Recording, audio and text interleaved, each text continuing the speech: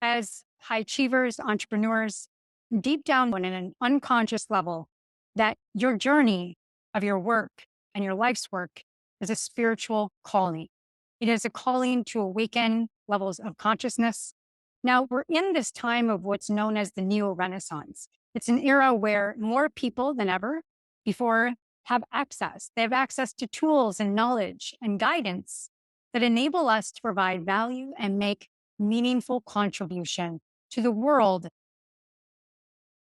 As entrepreneurs and high achievers, we believe that we know ourselves really well. But as a hypnotherapist, when it comes to the three layers of the mind, the different rings of consciousness in the holographic body, there are gray lines. And oftentimes in reality, most don't. Most don't know who they really truly are. And those who know very well is who you think you are, which is a constructed identity. Here is the way I look at human beings. You come into the world of who you are, you're whole. Your fingerprint is unique. We call it the soul. It's your soul's path. Then your parents, your upbringing, society, your environment. We know this. Our experiences are shaped, and it starts to create friction in who we are. And this friction causes micro tears and creates layers and layers of stories and beliefs and coping strategies that wrap around who we are. So today I'm going to be covering the nature of awakening the soul in contrast with the nature of sleeping souls, to gain more clarity as this time in transition in this current state of wealth transfer and global awakening. So to do this, we have to really understand the different archetypes, the themes, and the fundamental differences in our nature. Now imagine you're at a high-end store and you've just picked up 5 different jackets that have some kind of appeal to them. So you try them on and you're trying to see which one fits best. Now I want you to get into that mindset in today's episode. One jacket will feel like your go-to jacket. You'll wear it and you'll try it on. In the coming days, you'll see how well you fit this jacket. And you'll start to realize the other jackets that you may have been wearing. And so this is all about consciousness. That one jacket, as we go through this, will feel like putting balm on your lips after a cold day. It'll feel like it soothes those cracked lips and you can forget about everything else. That's how true it feels. So that's how we're going to start building this interpretation of our life, our business, and our future. First, we have to understand that the universe around us is holographic. It's a holographic projection of who we ourselves inhabit holographically in these protected body forms, these layers of energy and frequency. We know it as the astral hologram. So living through all of these different bodies, we interact with the complex reality that is the cosmos at many levels. We are both actors and directors in an intelligently created cosmic movie. And so we may have already heard this popular esoteric truth from Leonardo da Vinci, but he says that there's 3 natures. I'm referring to basically are broken down into those who see when shown and those who do not see. Now, the mind is usually closely tied to the brain, but it's still considered independent in our way of thinking about it. But consciousness, the brain, works on the frequency of the input that is coming in from the past, the present, and even the future from the superconscious. And all of these are subtle layers, the subtle bodies, the subtle holographic input, which is part then that comes our brain's autonomic activity. So these frequencies, these wavelengths, they're photons, are corresponding with different layers of consciousness. Now, some people believe that consciousness, which is the seer, is made of the same reality as a matter of those that can see. Now, the seer and those that are seen are very different. They call them Fourier frequencies. They're different levels that are running. And so this is a core concept of mysticism, of having these groups of consciousness, or what I refer to as these three different worlds in the hologram. And it's meant to invoke a sense of superiority. This is just part of your soul's journey. It's different stages, different levels of development for all. So we have to really look at what makes it up. This grouping that Da Vinci called those who see. Now, this group of people can easily see through this first group, the matrix. This living matrix that we live in without much effort. They are reminded of what it's like, but they are not of it. They are comfortable with knowing both the good and the bad. They know reality, even if it's uncomfortable. And they are naturally open to the metaphysical world, and they don't have many veils over their soul. And the souls who can see when they are shown are the ones who have the most potential for growth. But they may not reach potential without help.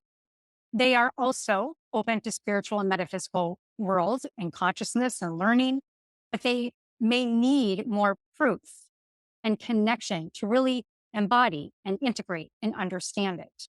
They are going through the process of leaving one realm and entering another with responsibility and free will and higher levels of consciousness that they see are calling them forward.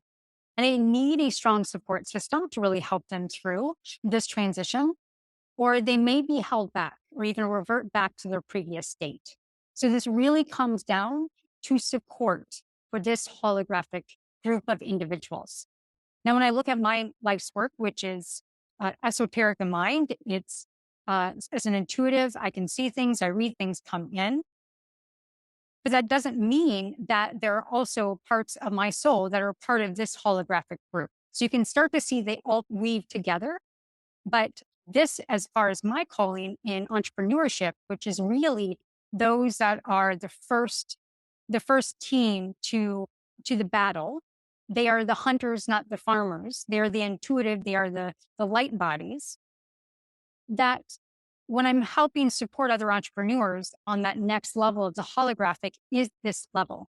And it's really allowing the traumas and unwinding all the knots of the unconscious contracts so that they can come into this new holographic opportunity of how they resonate.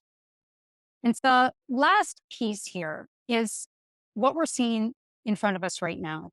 For those that are frustrated that people aren't waking up, for those that are being judgmental, listen to what I say. The last world is those that do not see. They're the ones who do not have the capacity for higher consciousness. They will not be able to see, even if you drag them in the light. Weighted consciousness souls. So they need a shepherd. They need to rely on being told what to do. No judgment is what is. As above, so below. They are collective fate, not individuals. So when we go through what we call Jung's hero's journey, we go through this phase where we go through the individuation. We come back to our soul and we live out the superconscious part. They are not even to that individuation process. They oftentimes can have the archetype of being an academic, but true academics can think and sense for themselves. And with this type of pseudo academia, there's merely just imitation.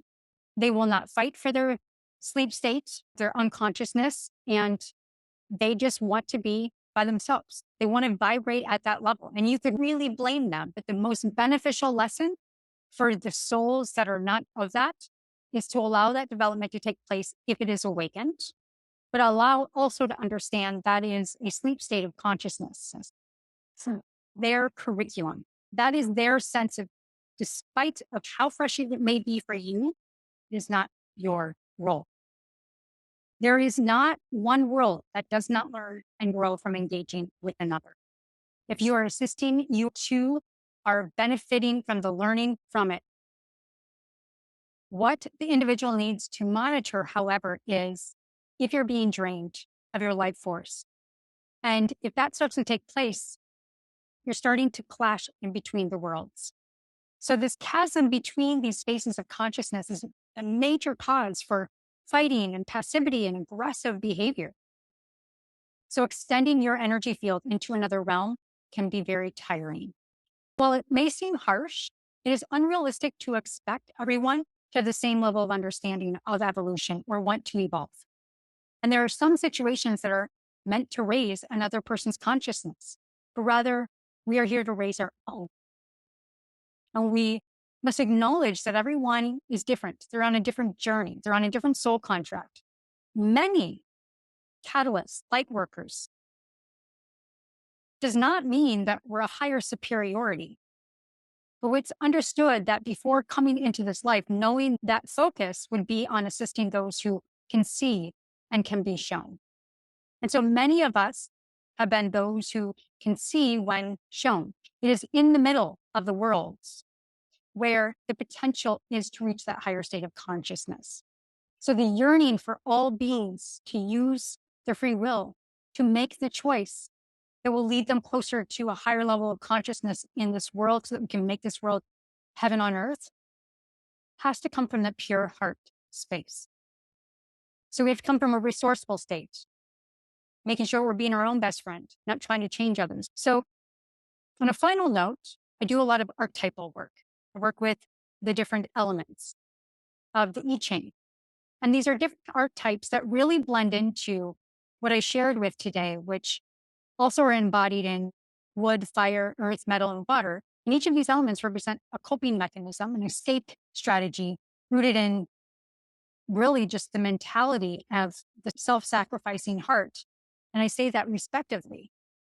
And so wherever you saw yourself in these three different holographic, the seen, can be seen, and won't see, there are also different archetypes. And so I want to invite you into where you are, what you identify, going back to the beginning of what feels like a lip balm on a cold, dry day, that you know that you are and where you aspire to be. And so I'm going to go through the different elements. There is a free assessment. It's called the flow frequency. But this will look into an even deeper archetype. So the wood element is the coping mechanism of avoid self-examination. They can tend to have strategies that vary in heaviness, shaping life, work, and relationships. And their awareness of their strategies is essential for growth. The fire element archetype prefer the other world over their real world. So they're always escaping. Their fragmentation from early traumas and the detachment as a survival strategy.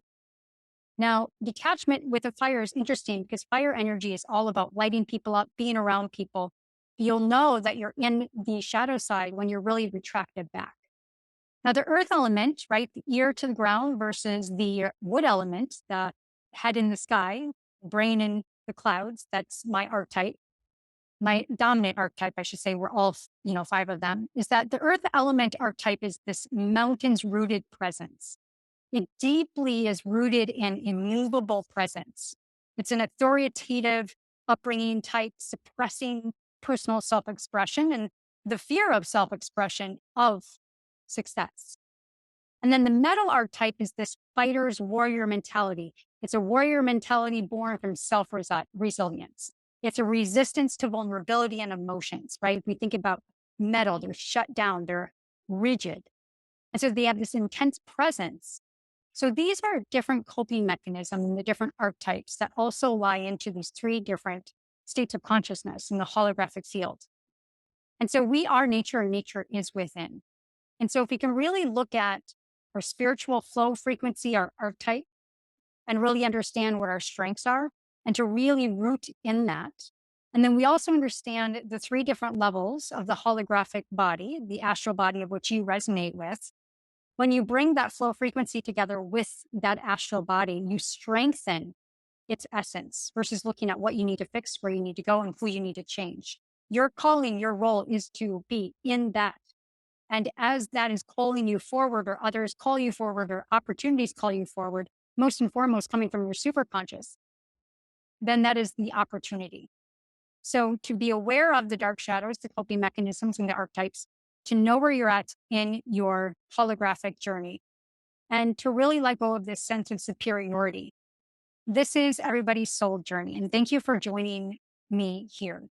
and listening to these different perspectives on why it is so challenging for those to want to wake other people up or want everybody to be at a certain level so that they can stop feeling pain. But really, when we go in deep, deep within, we understand the state of consciousness that we're at in a non-judgmental form. We become our own best friend, and we layer over the full frequencies and understand our strengths and move into more of that.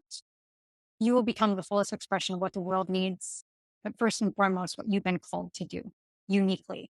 So all my love, all my light. If you have any questions, please reach out. You can find the full frequency assessment for free. We'll leave that